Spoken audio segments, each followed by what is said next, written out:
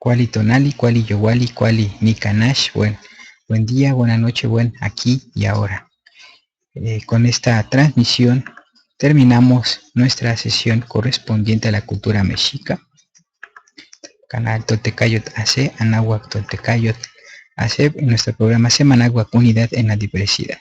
Terminamos nuestra emisión de la cultura mexica para iniciar con las siguientes, con la cultura chichimeca y darle su seguimiento a las demás culturas de Anáhuac. Muy bien, tuvimos oportunidad de ver cómo nuestra cultura mexica pues tuvo su formación en el periodo posclásico, ubicada en esta zona geográfica.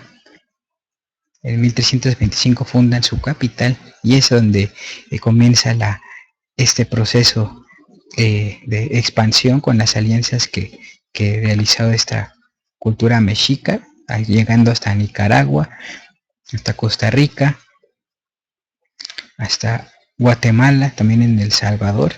Y bueno, también vimos la relación en periodo temporal con la cultura inca en el Tahuantinsuyo, en Sudamérica, la distribución arqueoastronómica, la construcción, la maestría en arquitectura, y que también se correspondía como en el caso de la ingeniería hidráulica. A partir de este proceso pues, tuvimos oportunidad de revisar algunas piezas que nos dan referencia, ¿no? Esta comparativa, esta es la Piedra del Sol, aunque con los incas era de oro macizo. Y pues, bueno, hicimos el viaje también por Texcoatzintla y también comparativo, ¿no? Con las zonas andinas, con la cultura hermana inca. Y también hicimos recorrido por algunas imágenes relativas a Malinalco, sobre piezas maestras como la Coatlicue, como la Piedra del Sol y los armamentos, ¿no? Ya que los mexicas pues, se caracterizaron por ser guerreros con gran fortaleza.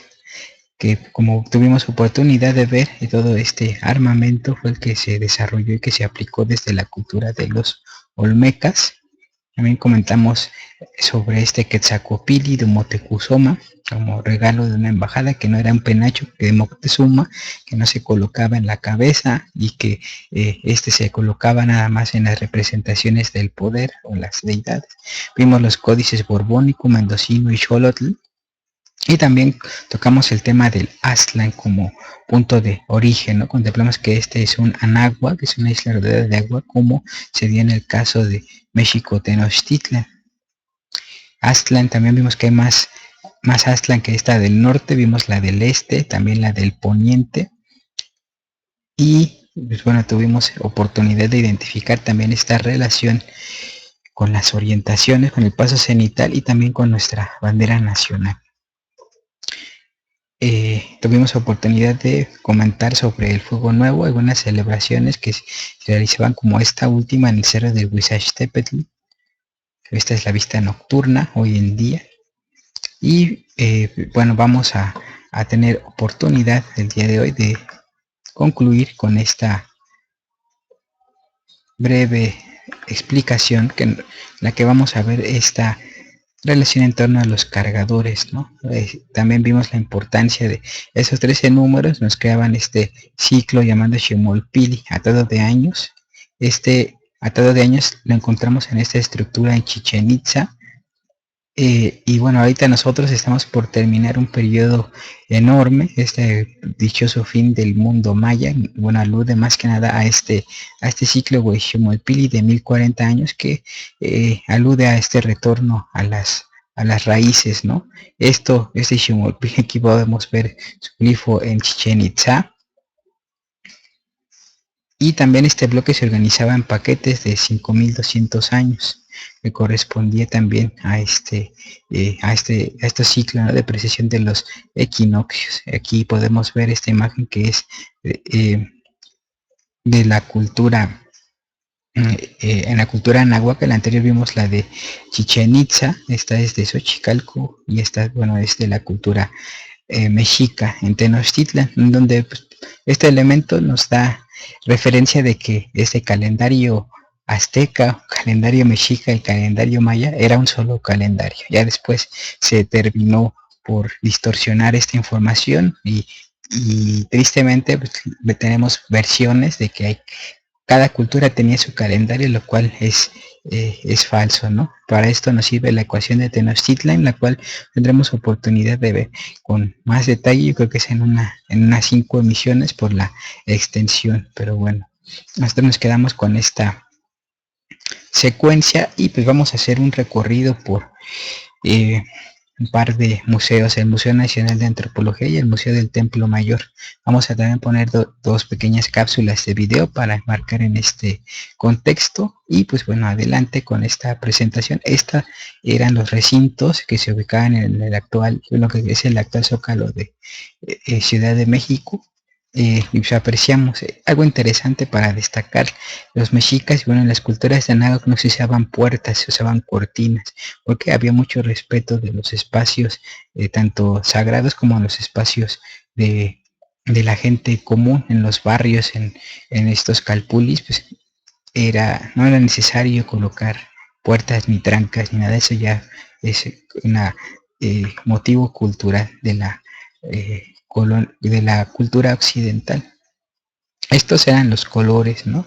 de originales, realizado esto en base a investigación de los pigmentos con especialistas de Lina.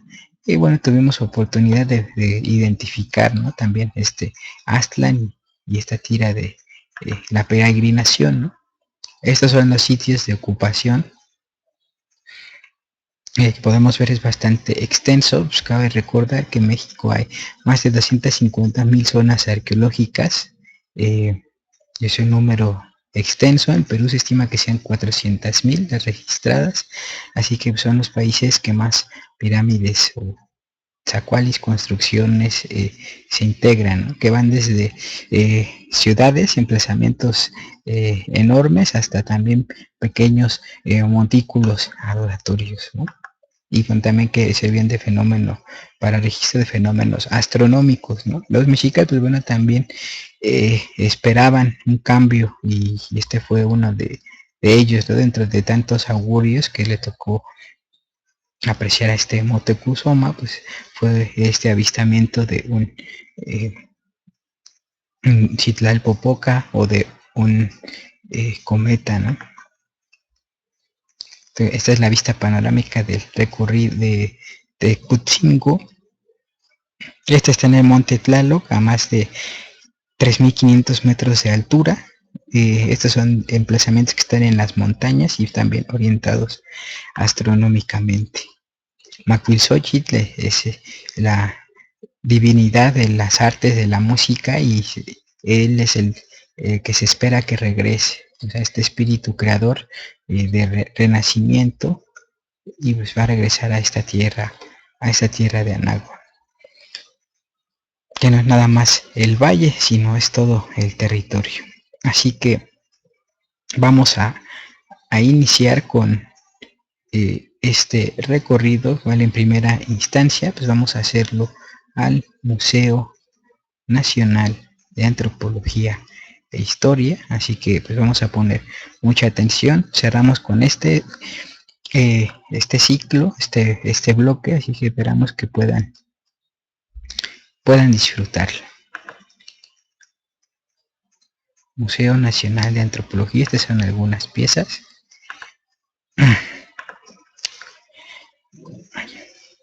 Aquí pues podemos apreciar este felino con esta cubierta, ¿no? de plumas. También además de serpiente emplumada de felinos emplumados. Estas representaciones craneales en cristal son impresionantes. También estos instrumentos, estos artefactos los hacían en la zona de Oaxaca y también los artistas mexicas se caracterizaron por un uso excelso de estas piezas, ¿no? Aquí podemos ver un pequeño jaguar también con una calidad asombrosa. Imagínense el trabajo, ¿no? Cuando no había herramientas de metal. Aquí se puede apreciar la calidad en este acabado. También aquí vemos un volátil, la cabeza de un buitre, otras piezas de uso ritual, trabajo en piedras verdes y en conchas. Aquí también podemos apreciar la calidad y la distinta gama de materiales en la piedra. Fueron maestros, ¿no? Como muy pocos en el mundo, los mexicas lograron representar la armonía, el movimiento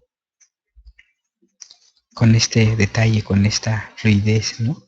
Tenemos la oportunidad de ver una hacia afuera, otra hacia adentro. Impresionante.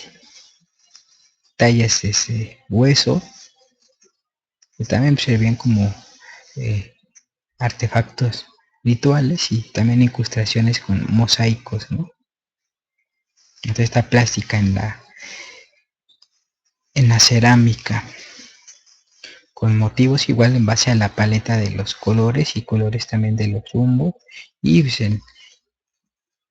qué decir de estas representaciones de monos, ¿no? En obsidiana y también este rostro impresionante, ¿no? Que en una combinación de símbolos, ¿no? Aquí podemos ver colmillos y también disposición de cruces y pues bueno, este implemento que también nos hace alusión a este brillo, a este resplandecimiento. Y podemos ver más piezas, unas denominadas pipas que también servían como artefactos de culto. Es impresionante la cantidad de flautas y de silbatos que hay. Tristemente pues no son de acceso al público muchas veces ni a los investigadores, y les recomendamos que visiten el sitio de el ingeniero Roberto Velázquez Cabrera, lapizzali.com, donde también van a poder identificar estudios que ha hecho de distintas flautas, ¿no? Aquí se puede apreciar la calidad y pues es una ciencia y es un arte que tristemente se ha perdido, pero gracias al esfuerzo de investigadores como el ingeniero Roberto Velázquez, es posible deleitarse con los sonidos que usaban nuestras culturas originarias, y dentro de ellas la cultura mexica. Aquí más instrumentos, aquí representaciones de piedra cubiertas con estuco. Esta es una flauta, perdón. Esta es la que teníamos oportunidad de ver con distintos acabados, distintas cavidades. Y pues bueno, aquí podemos apreciar estos instrumentos de percusión, más de sonido, apreciar la variedad, ¿no?, de ellos.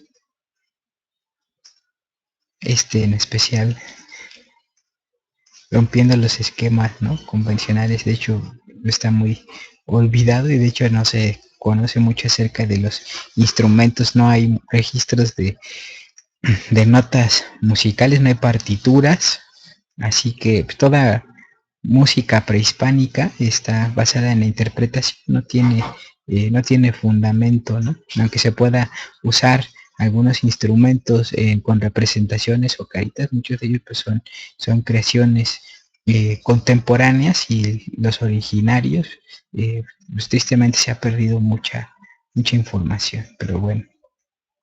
Seguimos en este recorrido, pues vemos la variedad, ¿no? Es destacada. La música jugaba un papel muy importante dentro de estas culturas originarias de Anáhuac, que decir de la cultura mexica, ¿no? Está este tipo de piezas que llama la atención por su simbolismo. Silbatos globulares. Estos, por ejemplo, ese tipo de silbatos han sido encontrados en la cima del Iztaccíhuatl.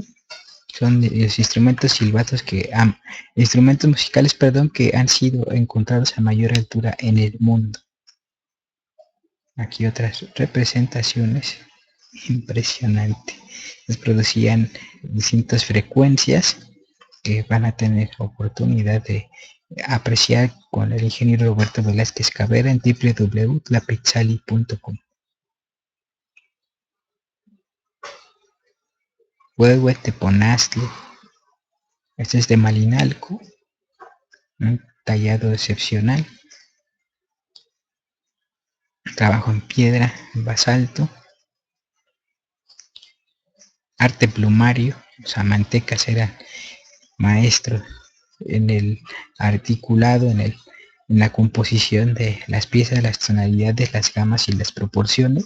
De hecho, este trabajo en arte plumario era tan importante, tan destacado, que en España, por ejemplo, varias piezas ya adaptadas a la cosmovisión occidental se realizaron con este arte. Tristemente se perdió, aunque hay intentos de rescate y de retomar esta grandeza en la construcción de piezas con arte plumario. Aquí podemos apreciar otras piezas en relación a Tlaltecutli, también a la divinidad del poder del sol, Tonatiuh, que se mezclan, que se integran en distintas proporciones. Serpientes, estos incensarios impresionantes. Ante estas representaciones abstractas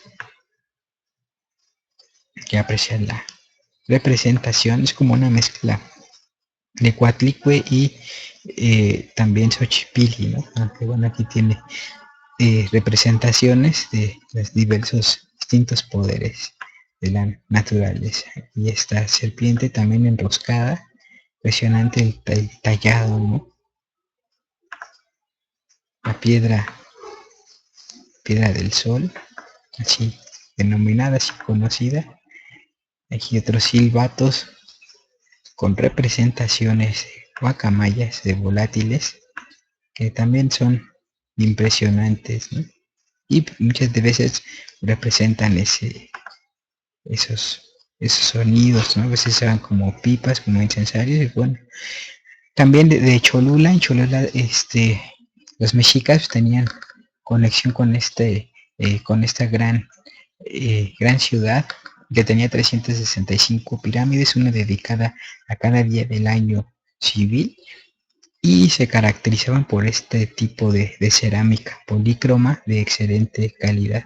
Ahora pues la que sobrevive está en peligro, ya que es botín codiciado de traficantes, y pues también mucho de ellas se ha perdido, ¿no? Tristemente, pero muchas también se conservan en museos, y este tipo de piezas colosales que también aluden a estas pléyades,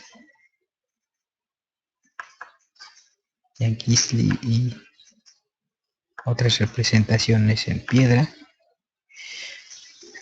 como esta, ¿no? Porta estandantes, que pues aquí se les colocaban los pantlis o las representaciones de las banderas. Esta es una pequeña muestra de lo que hay en la Sala Mexica, en el Museo Nacional de Antropología e Historia. Y pues vamos a tener oportunidad ahora contemplar y apreciar un pequeño video a manera de introducción de 3 minutos para seguir con nuestro seguimiento en esta clase de la cultura mexica. Así que espero que lo puedan escuchar. Vamos 3 minutos y regresamos. Voy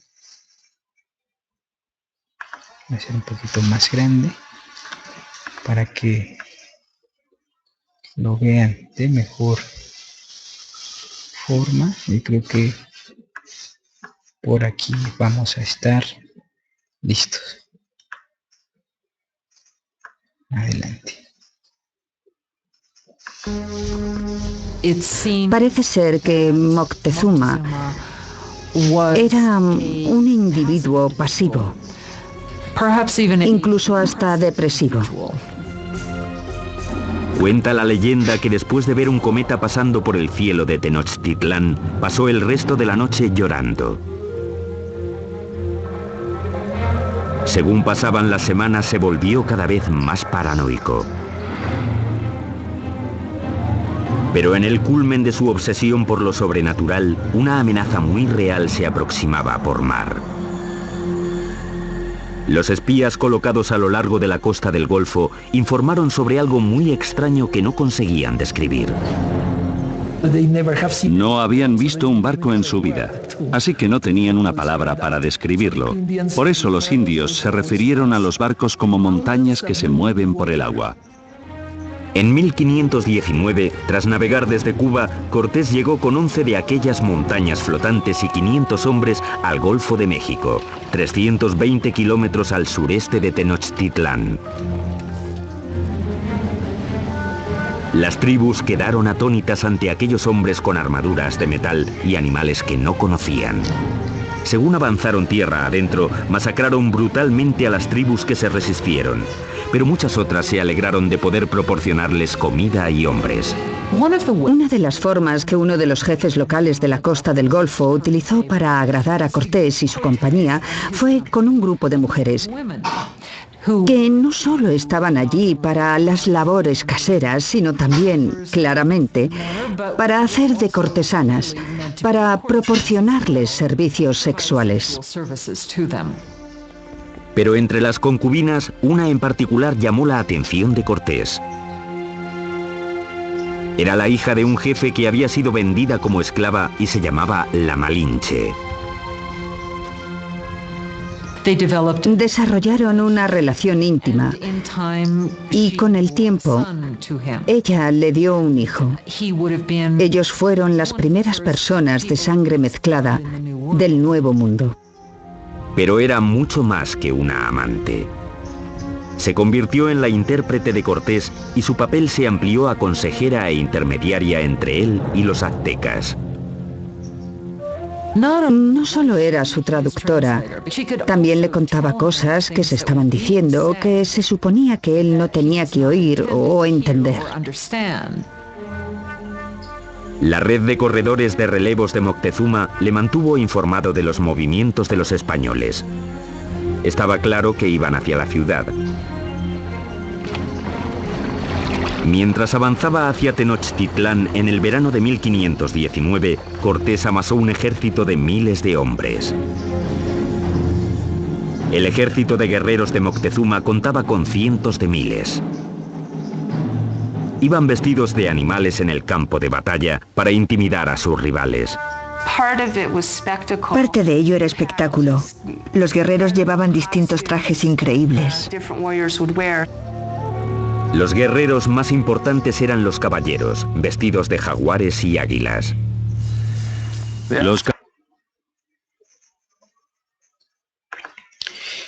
Muy bien, bueno, tuvimos oportunidad de ver pequeño video que nos comentó varias cosas que vamos a dejar pues en claro, ¿no? Me comentaban que en este video que Moctezuma o Moctezuma tenía delirios de persecución, que estaba, bueno, él estaba en una situación complicada, pero pues también apreciar por el lenguaje pues, dramático, ¿no? Que se le da a este tipo de documentales, pues se tiende a desfigurar muchas veces las cosas, pero bueno, en el siguiente caso, también que son de esos absurdos, decían que los barcos, que nunca habían visto barcos ni nada, pues igual con barcos occidentales, así de españoles, pues no, pero ¿dónde, en qué lugar vivían? O sea, es un absurdo teniendo, aquí había canoas y también había construcciones barcazas grandes en el Pacífico, qué decir. De hecho, la ingeniería náutica en Anáhuac era asombrosa. De hecho, hay registros arqueológicos de que el maíz viajó hasta Asia alrededor del periodo clásico, y también hay anclas chinas en la costa de California y también en costas del Pacífico mexicano, anterior a la llegada de los españoles. Entonces, eso de que no conocieran barcos, nada, es o sea, una es una falacia, lo conocían, lo construían. Imagínense viviendo en una zona lacustre, con así un territorio en medio de dos océanos, ¿cómo no iban a conocer barcos, no? O sea, es impresionante, como si nuestras culturas fueran unos retrasados. No, es inapropiado, ¿no? Es impertinente, imprudente, pero también vamos a identificar otro suceso, ¿no? Que cuando nos citan mucho, ¿no? Cuando Cortés y la Malinche, no se llamaba Malinche, era Malinche, y no era una simple concubina, ¿no? Ya que cuando se hacían las alianzas, pues era con una finalidad de perpetrar esta cohesión. Malinche no era una esclava ni nada, ella hablaba varias lenguas, ¿no? Era el chontal, el náhuatl, y también hablaba maya. Entonces también otra cosa que hay que precisar, que Martín Cortés pues no fue el primer mestizo, ¿no? O sea, también cuando anteriormente a la llegada de el primer viaje de Cortés, hubo naufragios y llegaron personas que se hicieron también a la forma de vida maya, que esas personas que en el Mayab lograron sobrevivir, y fueron varias personas que muchas veces el registro histórico pues no nos permite llegar a conocer más, ¿no? Pero no fue el primer hijo de Cortés y de Malinche el primer mestizo, ¿no? Vamos a ver esto un poquito también con la cultura maya para precisar los datos. Y bueno, vamos ahora a precisar otro asunto, ¿no? Sí, los españoles llegaron con de 400, 500, hicieron alianzas, y eso permitió ponderar, equilibrar la lucha, ¿no? Que se dio con los mexicas. Pero bueno, va a ser importante tener en cuenta que este proceso no fue tan simple ni tan complejo. Vamos a hacer un pequeño repaso por nuestra siguiente parte del video, para también tener oportunidad de comentarlo. Así que espero que sea valioso, y pues vamos a verlo a continuación. Este va a durar 8 o 9 minutos, así que lo vemos, regresamos.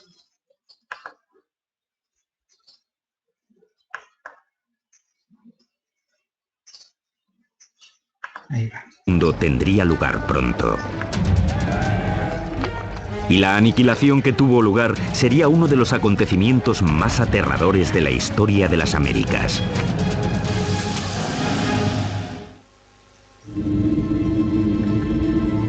Otoño de 1519.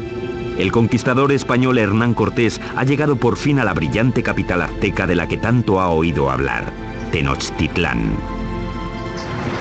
Cuando los españoles vieron por primera vez Tenochtitlán, debieron pensar que era una visión, que estaban entrando en alguna especie de sueño. Una enorme fuerza de guerreros nativos aliados contra los aztecas le acompaña mientras avanza por el paso principal hacia la ciudad.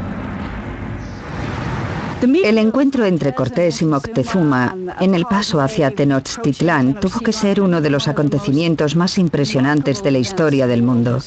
Fue un encuentro entre dos mundos distintos. Cortés le ofreció la mano, pero en cuanto lo hizo, los nobles que atendían a Moctezuma le empujaron diciendo: no, no, no, es una indignidad total. Nadie toca a Moctezuma, el gran señor de la tierra.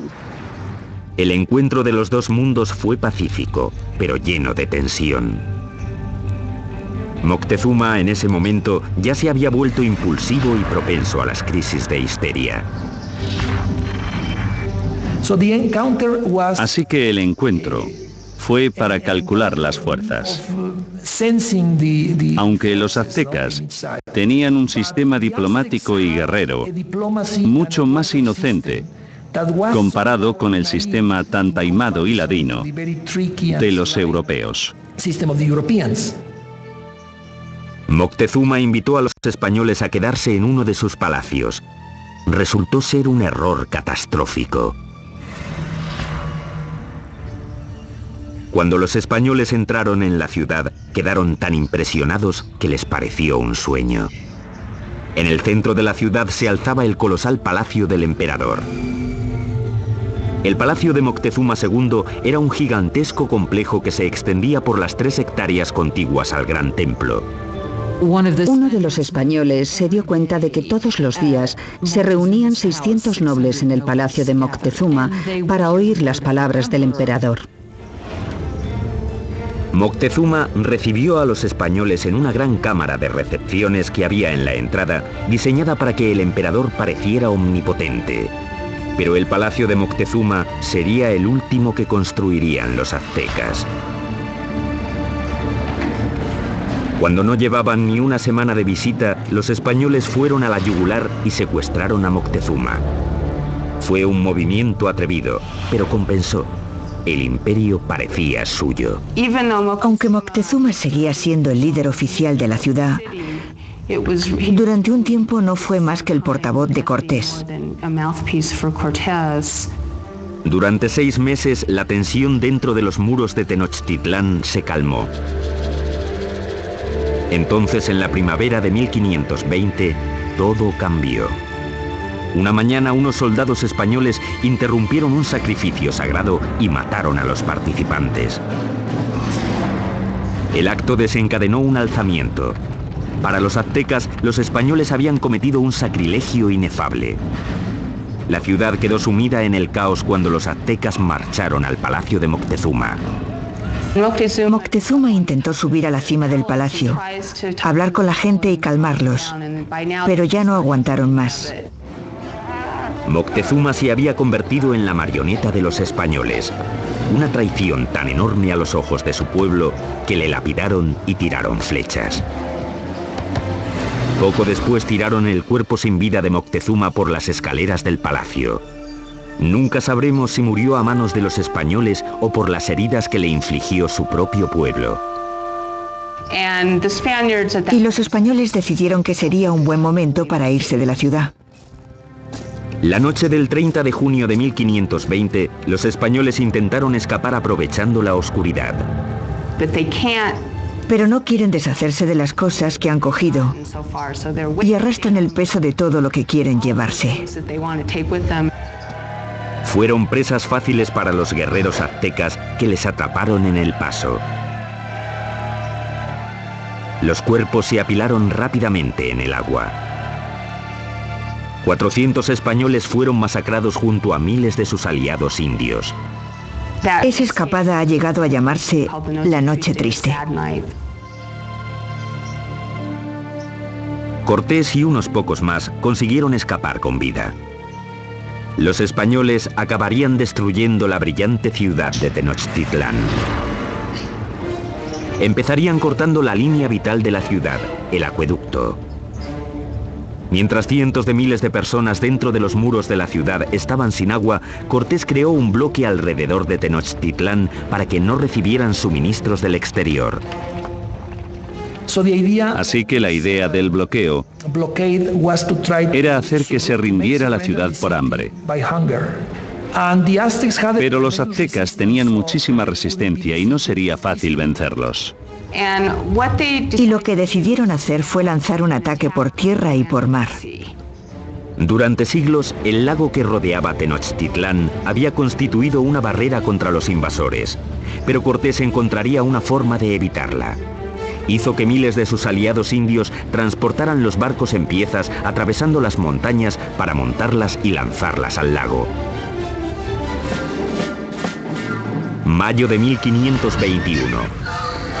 Cortés lanza su gigantesco ejército en un ataque final y decisivo contra Tenochtitlán. 600 españoles, incluyendo 100 caballeros y hasta 50.000 aliados indios, se enfrentaron a los defensores aztecas de la ciudad sobre los pasos.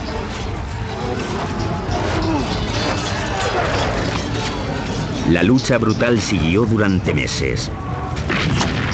Día a día, Cortés arrasó la ciudad piedra por piedra.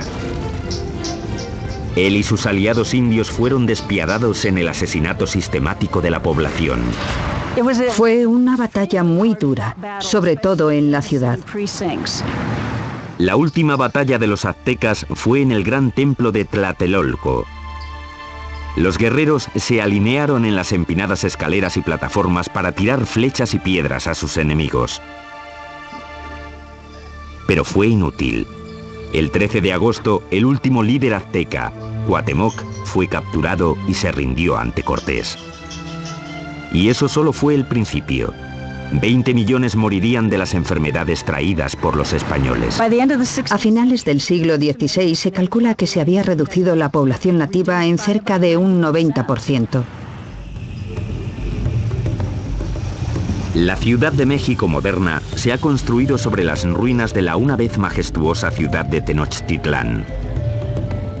Los españoles la arrasaron durante la construcción de su propia ciudad colonial y hasta usaron piedras del Gran Templo para hacer la catedral que aún se alza al lado de las ruinas del templo. El imperio azteca se esfumó y con él un legado de increíbles logros de la ingeniería. Muy bien, pues bueno, este fue un video que cierra cuál es la perspectiva, ¿no?, académica que hay en torno a este aspecto. Este video también es importante mencionarlo.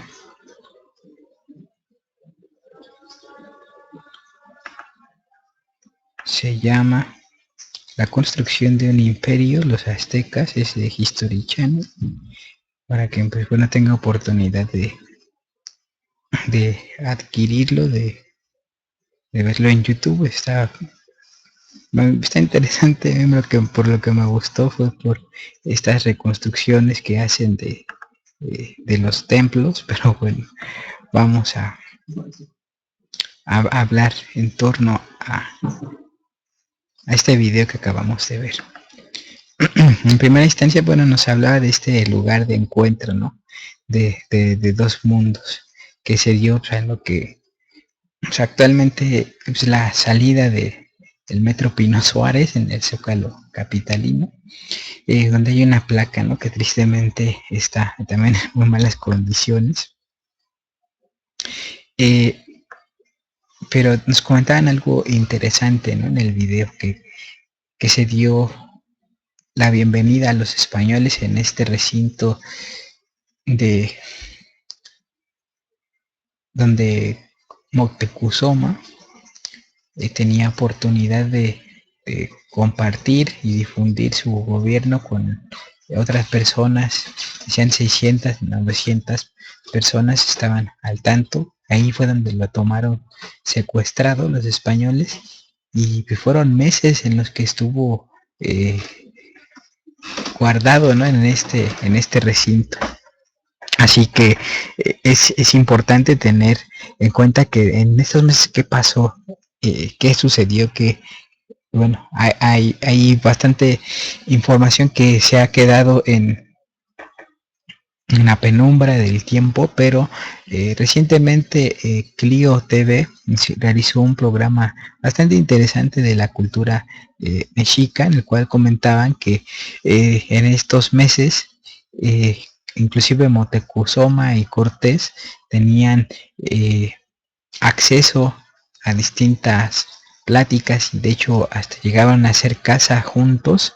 Se fueron en un pequeño viaje en los alrededores del Valle de México a cazar venados, y en ese proceso dialogaban acerca de Cortés. Pues estaba en ese sondeo, como ya había hecho anteriormente, de hacer alianzas, y estaba las pláticas en función de hacer alianza con los mexicas. Los españoles querían llegar en primera instancia a las Indias, allá hasta India, hasta el otro lado del mundo, por las especies y demás tesoros, tener oportunidad de hacerlo. Por eso es que se le llama indios malmente a las culturas originarias de México.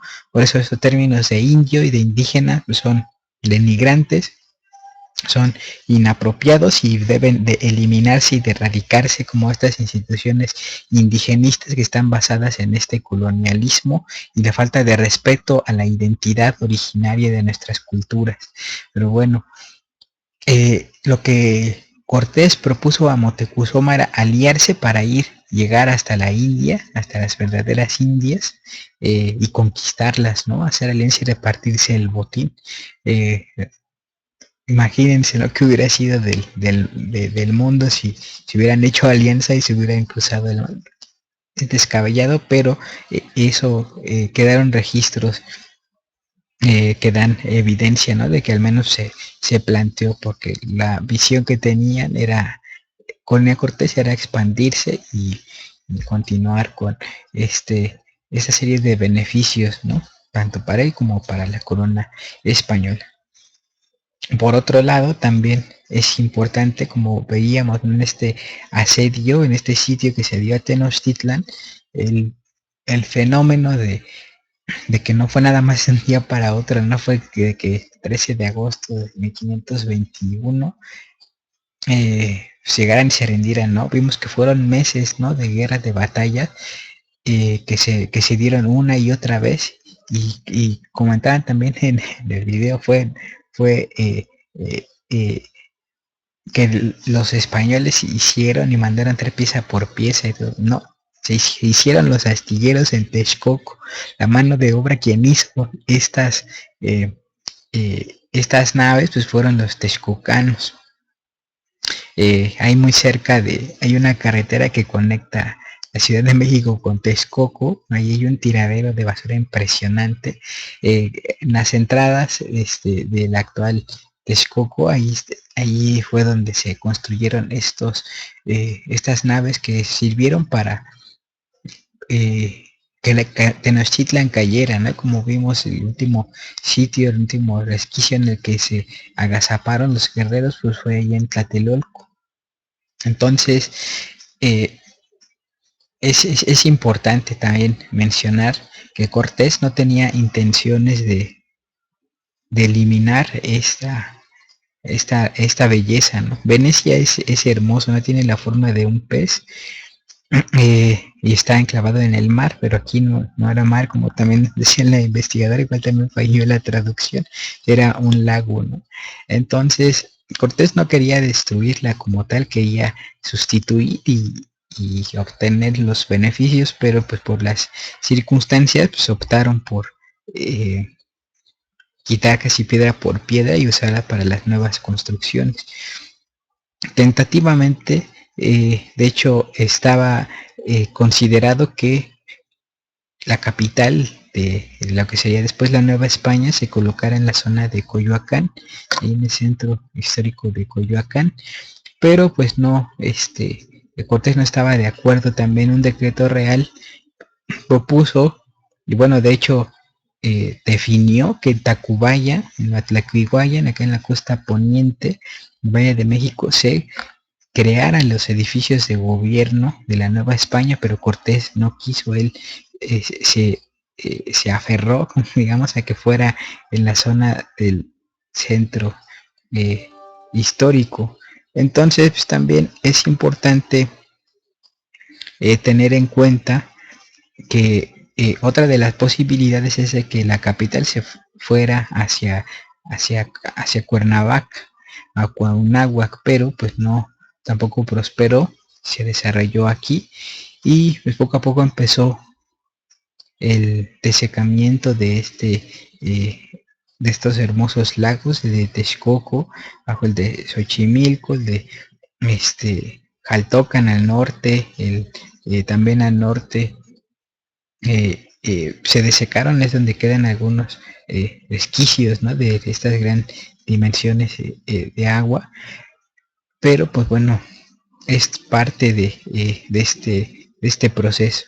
Importante también tener en cuenta que los españoles pues, no fueron los únicos que se beneficiaron de la caída de Tenochtitlan. Sus aliados fueron los que después cambiaron de nombre, se bautizaron, cambiaron de fe también por esta cuestión de beneficio, y también viajaron hacia el otro lado del mundo y obtuvieron cargos importantes, y al tener tratos con la nobleza española, pues comenzaron ese proceso de también de mestizaje por allá, que eso no es muy sugerido, no es muy recurrente, y muchas veces no se conoce tanto, ¿no? Como este mestizaje que se dio también acá en Anáhuac.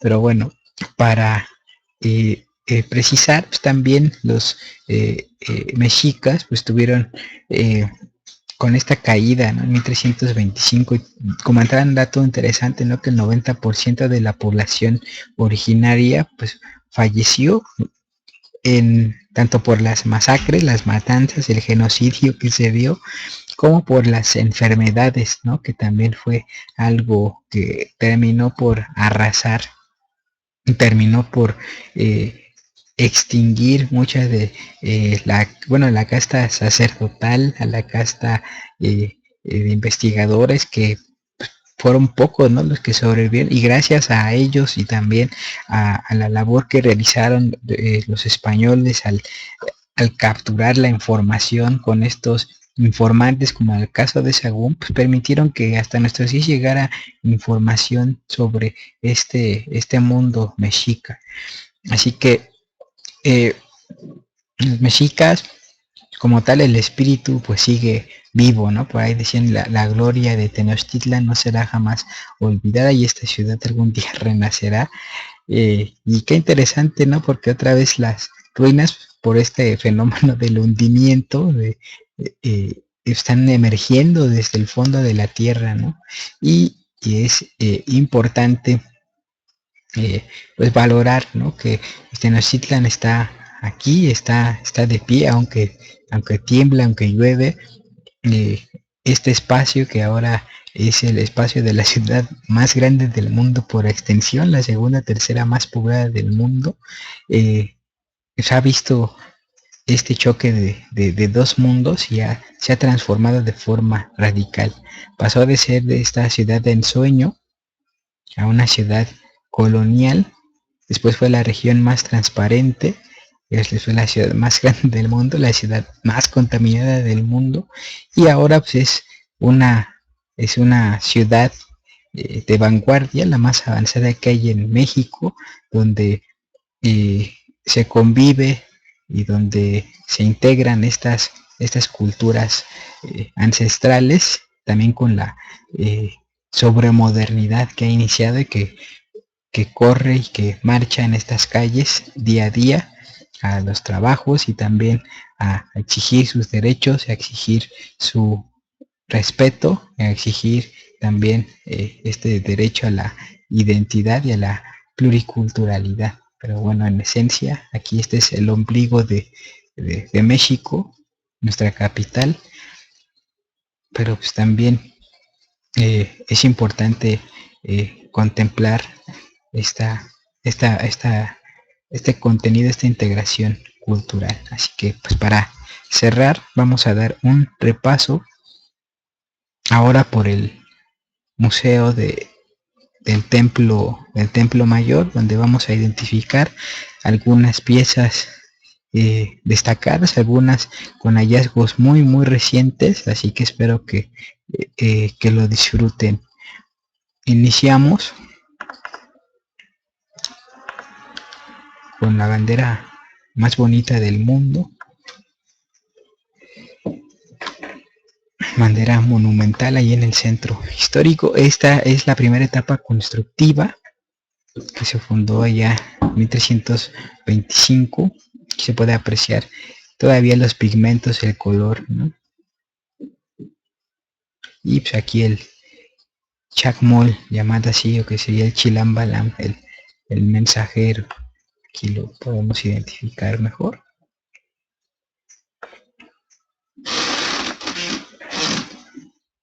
Aquí está en detalle. Aquí están los textos que comentábamos que decían que el templo mayor era más alto que la torre de la catedral de Sevilla, la que era Giralda. También tuvimos oportunidad de ver en sesiones anteriores. Aquí esta es una ofrenda de muertos, así se colocaban para la incineración. El Zompantli, las almenas de la Universidad del Calmecac, que actualmente se encuentran debajo de el Centro Cultural España. Aquí otras almenas, eran 7. Estos son los hallazgos de arqueología urbana. Esta es la reconstrucción. Aquí vamos a hacerla un poquito más grande para que vean cómo era la universidad o cómo era el Calmecac. Vemos estas almenas, perdón. Y la disposición, ¿no?, actual. Acá están las calles. Esto es lo que son los vestigios. Así era. Acá están las almenas. Las proporciones, ¿no? Aquí está un árbol y se puede ver las dimensiones de esta construcción.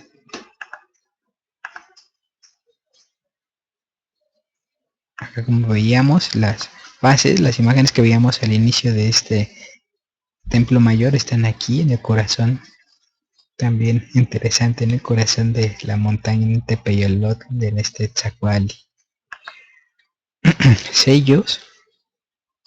De hecho, los mexicas también, parece como las culturas originarias de Nahuatl, tenían sistemas de impresión, no imprentas como tal, pero sí había plantillas, lo cual es destacado, ¿no?, para imprimir de forma masiva, recordando que la universidad más grande destruida y bueno, de la que se tiene registro de memoria, al menos pues, estaba en Texcoco, que fue tristemente eliminada. Aquí más piezas. Esta es interesante. Aquí podemos apreciar en la parte superior la catedral metropolitana, los pilotes, porque para darle sustento, y abajo esas construcciones, ¿no? De hecho algunas se pueden accesar. Vamos a este, el templo más importante. No era meramente el templo mayor, el Tzacual, sino templo de Ejecatl. Acá está abajo de la catedral el juego de pelota, templo de Ejecatl, y acá está la pirámide del sol. Ahorita en esta imagen también podemos apreciar estos mosaicos, más de 10,000. Estos elementos que servían algunas para observaciones astronómicas, bueno, estas tenían una finalidad ritual, fueron encontradas en una ofrenda. Aquí en relación al del Pochcal dice: cuando han comido comienzan otra vez a enseñarles a unos cómo usar las armas, a otros cómo cazar, cómo hacer cautivos en la guerra, cómo han de tirar la cerbatana o arrojar la piedra. Todos aprendían a usar el escudo, la macana, cómo lanzar el dardo y la flecha mediante la tiradera y el arco, también cómo se caza con la red y cómo se caza con cordeles. Otros eran enseñados con las artes toltecas. Entonces nos habla, ¿no?, de cómo era este sistema educativo. También es interesante esta cita que hace Sagún: cuando nace un varón, el ombligo enterrarlo bien en medio del campo donde se dan las batallas. Esto es señal de que eres ofrecido y prometido al sol y a la tierra. Esta es la señal que tú haces profesión de hacer este oficio de guerra, y tu nombre estará escrito en el campo de batallas para que no se eche en el olvido tu nombre ni tu persona. Esta es de las citas más destacadas. Acá para precisar que no se veía. Otros eran enseñados en las variadas artes de los toltecas. Cabe destacar que a estos mexicas pues también tenían un sistema educativo público, gratuito, obligatorio, donde estas artes toltecas Los trataban de ejercicios psicofísicos, ejercicios del sueño, de matemáticas, de literatura, de lengua, de astronomía, y bueno, cada uno de los oficios, ¿no? Había leyes, había psicología, había medicina, había también escuelas de canto, de arte, en fin, era una civilización y cultura destacada. Aquí vemos más piezas, símbolo del viento, el murciélago, máscaras con incrustaciones de distintas zonas, esta con fines, motivos lunares,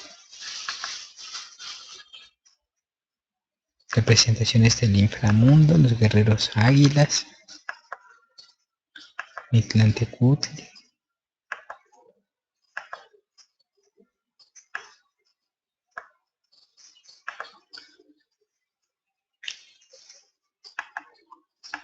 acá más piezas, otras perspectivas,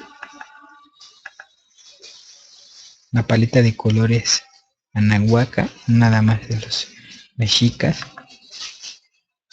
y aquí esta representación vemos la piedra labrada y el estuco con colores, y bueno, tiene una T en amarillo que es un símbolo del espíritu, es un meditante.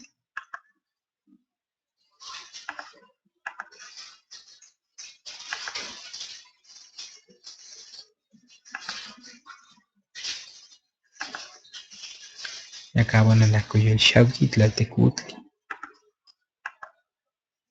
Esta es la reconstrucción del templo interior, lo que está atrás. La representación del ciclo de los tiempos, Tlaloc.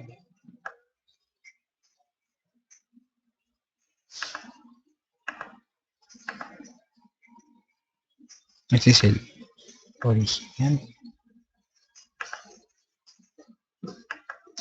Chacmol. Y esta, bueno, es Tlaltecutli.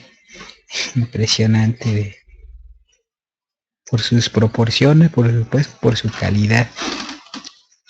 Así que esta es de las piezas más recientes, y vemos el pigmento conservado. Estaba las faldas en la base para las escalinatas de acceso al templo mayor. Vemos un detalle impresionante, lo que falta por descubrir, ¿no? Asombroso. Puma. Estas son representaciones de cómo era el lago en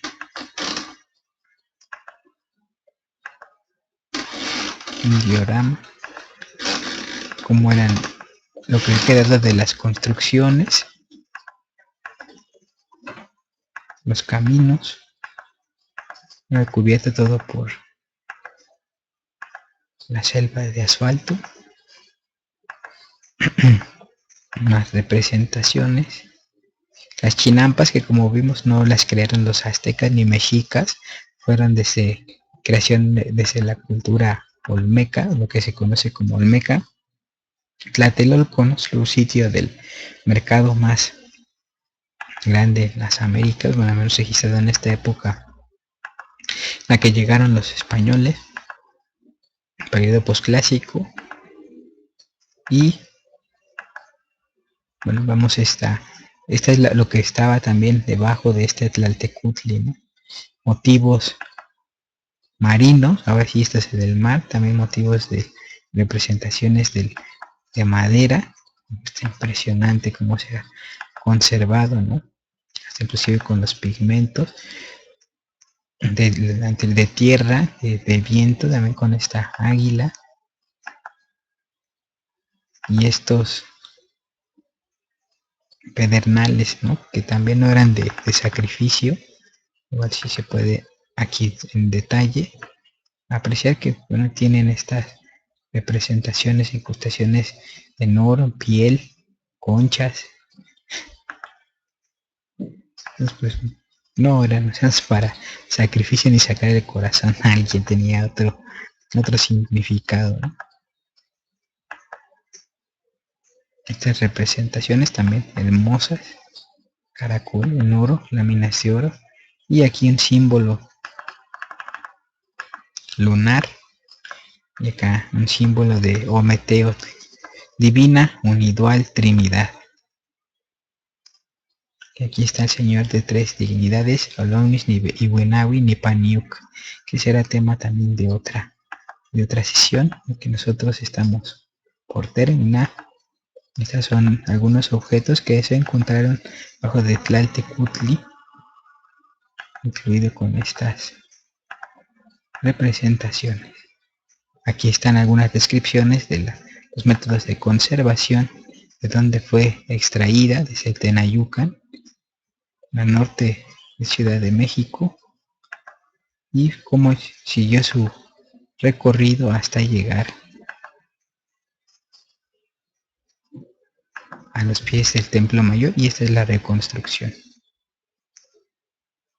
en colores, y esta parte que fue reconstruida, que fue eliminada del original, ¿no? Así que pues, con esto terminamos nuestra sesión del día de hoy, recordando que esta fue la cultura mexica, para tener un panorama diferente, ¿no? Una perspectiva como esta hacia lo que es y fue y seguirá siendo esta cultura tan representativa de Anáhuac para México y el mundo. Así que esperamos contar con su compañía en la siguiente transmisión relativa a la cultura chichimeca. Iniciamos el lunes siguiente. Por lo pronto, damos gracias a través del canal Toltecayo, Anáhuac Toltecayo Tase, Semanáhuac, unidad en la diversidad. La siguiente emisión, durante la siguiente semana, hablaremos de la cultura chichimeca. Ya vimos los mexicas, siguen chichimecas, los huacusechas, mixtecas, mezcalas, uchicalco, tula, cacastla, teotihuacán, mayas, tenex, zapotecas, y cerramos con los olmecas. Agradecemos su compañía a través del canal Toltecayo. Kuali Tonali, Kuali Yowali, Kuali Mikanash. Buen día, buena noche, buen aquí y ahora. Tlazohcamati. Gracias. Hasta pronto.